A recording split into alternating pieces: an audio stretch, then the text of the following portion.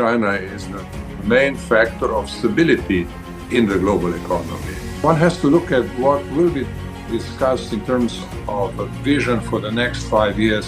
Therefore, Greater Bay Area has no comparison anywhere in the world. I'm sure that in 10, 20 years, this will be the most fascinating part of the world. This is the ending of the 14th 5 years plan, and of course the session will be very important as a part of the process to the next plan. There will also be a need to reflect about the long-term orientation of China, because China will remain the kind of centerpiece of global economy in the next 5 years, and we have to remind ourselves every time 5% of growth of China means 1/3 of the global growth. And if we think about this, then we see the stabilizing effect of Chinese growth and the importance that China continues with its stable growth, because that benefits the world as a whole.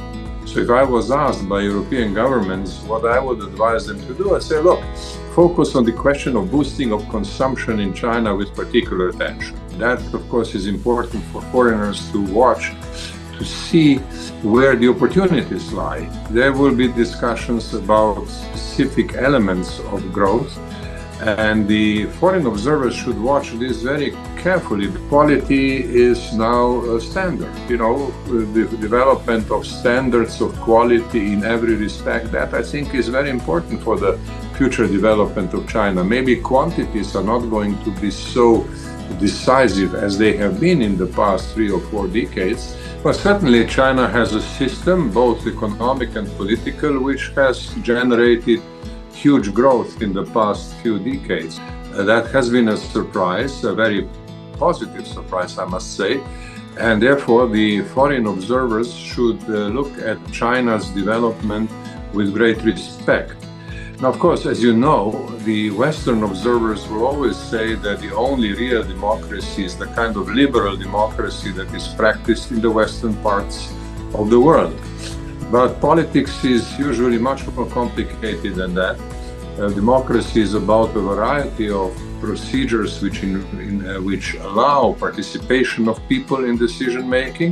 I think that the whole idea of democracy, of whole process of people's democracy, points to the need to look at the whole society, that is, the whole population of a particular country. In the West, we tend to believe that democracy is basically about creation of political parties. Now, political parties, by definition, cannot represent the whole society. And we need a pluralistic system to figure out what the whole society needs. Now, is China developing a model of looking at the wholeness, the wholeness of society in ways which goes beyond the models that we know in the West? Well, I mean, I've been to China altogether about 40 to 50 times now. I have started to visit China, some 25, even more, 30 years ago. The country is changing so fast that it's a different country at every next visit. Now, of course, now it's a very well-developed area. I mean, the whole of China, and of course, the Greater Bay Area is probably the most developed part of China, in addition to Beijing and Shanghai, of course.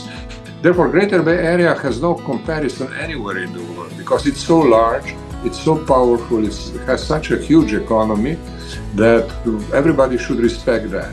This is not developing as a new area, it's developing as a synthesis of existing powerhouses of China. Just think about Hong Kong, think about Guangzhou, think about Shenzhen, think about also Macau in its own way. It's a synthesis of pre-existing high levels of development and specialization. And then I think the coherence and detailed manner of policy making, which is so typical for China, is not easy to achieve. I'm sure that in 10, 20 years, this will be the most fascinating part of the world. I'm not joking.